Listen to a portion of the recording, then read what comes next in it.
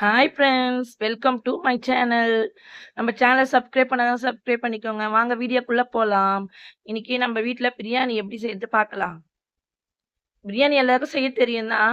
ஆனா தெரியாதவங்க சில பேர் இருப்பாங்கல்ல, அவங்களுக்காக நான் போடுறேன். முதல்ல பிரியாணிக்கு செய்யற பாத்திரம் வச்சுக்கோங்க.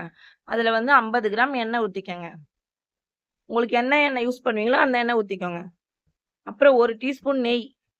எண்ணெயும் நெய்யும் நல்லா காயணும். வெங்காயம் ஒரு 2 பெரிய வெங்காயம் எடுத்துட்டேன். அத நீள வாக்குல கட் பண்ணி வச்சிருக்கேன்.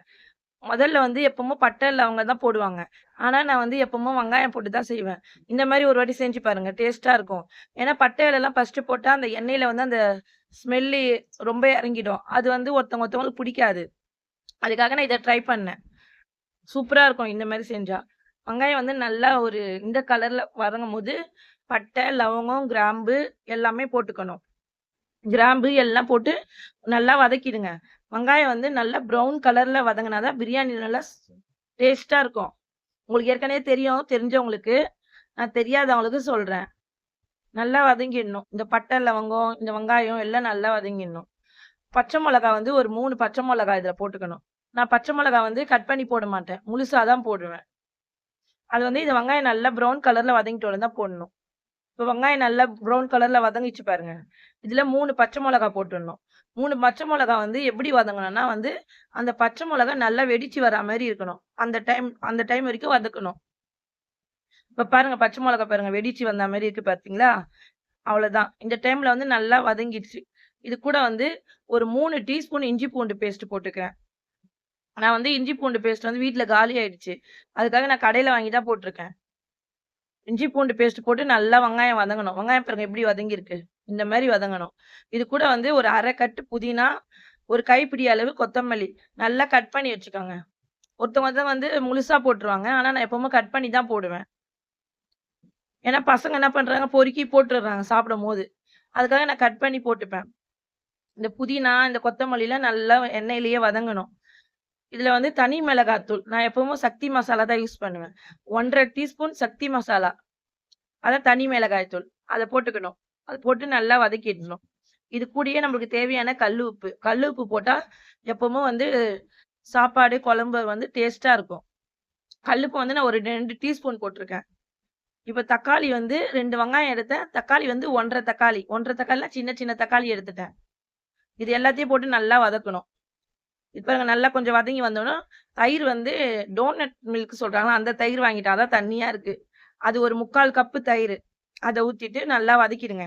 சிக்கன் ஏற்கனவே ஒரு 1/2 டீஸ்பூன் தனி மிளகாத்தூள், ஒரு 1/2 டீஸ்பூன் இஞ்சி பூண்டு, உப்பு போட்டு மேரினேட் பண்ணி ஊற வச்சிருக்கேன். ஏன்னா அப்பதான் சிக்கன்ல அந்த காரம்லாம் ஊறும் சொல்லிட்டு. இப்ப அந்த சிக்கனையும் எடுத்து போட்டுக்கணும். நான் இப்ப செய்ய போறது 2 டம்ளர் அரிசி. அதுக்கு தேவையான சிக்கன் 300 கிராம் எடுத்திருக்கேன். இப்ப சிக்கன போட்டு நல்லா வதக்கிடணும். சிக்கன்ல இருக்கிற தண்ணிலாம் நல்லா விட்டு வரணும். ஒரு வாட்டி இந்த மாரி நீங்க சிக்கன் பிரியாணி செஞ்சு பாருங்க. உங்களுக்கு பிடிக்கும். நான் 2 டம்ளர் அரிசி எடுத்திருக்கேன்ல, 1 டம்ளருக்கு 1 1/2 டம்ளர் தண்ணி. 2 டம்ளருக்கு 3 டம்ளர் தண்ணி நான் ஊத்தியிருக்கேன். போட்டுட்டு நல்லா கலரிக்கோங்க. இதுதாங்க நம்ம வீட்டு பிரியாணி. இப்படிதான் நான் செய்வேன் எப்பவும். இதுல 1/2 மூடி எலுமிச்சை பழத்த பிழிஞ்சு விட்டுக்கணும். டேஸ்ட்டுக்காக. நீங்களும் ஒரு வாட்டி இந்த பிரியாணி செஞ்சு பாருங்க. அப்புறம் ஒரு தட்டு போட்டு மூடிடுங்க. இந்த தண்ணி நல்லா கொதிக்கணும். அரிசிய அதுகிட்ட நம்ம கழுவிட்டு எடுத்துன்னு வந்துரலாம். பாருங்க நல்லா தள தளன்னு கொதிக்குதுங்க. இந்த நேரத்துல நம்ப 2 கப் அரிசிய ஊற வச்சுட்டு, கழுவி ஊற வச்சுட்டேன் நானு. கழுவி ஊற வச்ச அரிசிய இதுல போட்டுட்டேன். நான் யூஸ் பண்ணது இண்டியா கேட் அரிசி தாங்க. இண்டியா கேட் பாஸ்மதி அரிசி. போட்டுட்டு நல்லா கலரி விட்டுடுங்க. நம்ம சேனல புதுசா பார்க்குறீங்கன்னா, சேனல சப்ஸ்கிரைப் பண்ணிக்கோங்க. சப்போர்ட் பண்ணுங்க நம்மளுக்கு. புடிச்சா லைக் பண்ணுங்க, ஷேர் பண்ணுங்க, கமெண்ட் பண்ணுங்க. அவ்வளோதான். இப்ப தட்டு போட்டு மூடி வச்சுருங்க. நான் எப்பவும் ஸ்லோல வச்சுருவேன். பிரியாணிக்கு மட்டும். ஸ்லோவா வச்சுட்டு இத பாருங்க. இப்ப எடுத்து பார்த்தா, தண்ணி கொஞ்சம் அப்படியே அடங்கிட்டு இருக்கும். கொஞ்சம் ஈரப்பதம் மாரி இருக்கும். இந்த மாரி டைம்ல நம்ம என்ன பண்ணணும், ஒரு வாட்டி கலரி இருக்கோங்க.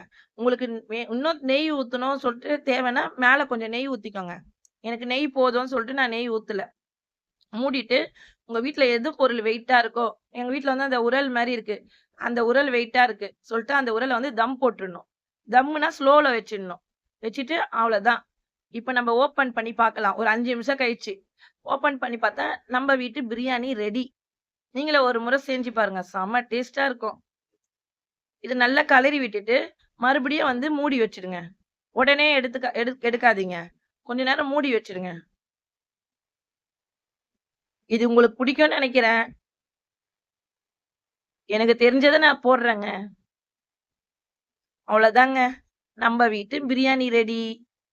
பாருங்க. நம்ம கொஞ்ச நேரம் மூடி வைக்க சொன்னேன்ல, இதுக்காக தான். மூடி வச்சோனே பாருங்க, பிரியாணி எவ்வளோ சூப்பரா இருக்கு பார்த்தீங்களா? டேஸ்ட்டா இருக்குங்க. செம்ம டேஸ்ட்டா. இது கூட ஆனியன் ரைத்தா வச்சு சாப்பிட்டா, ஆஹா! செம்ம டேஸ்ட்டு. Okay friends. அடுத்த வீடியோல பார்க்கலாம். பாய். நம்ம சேனல சப்ஸ்கிரைப் பண்ணிக்கோங்க. பாய்.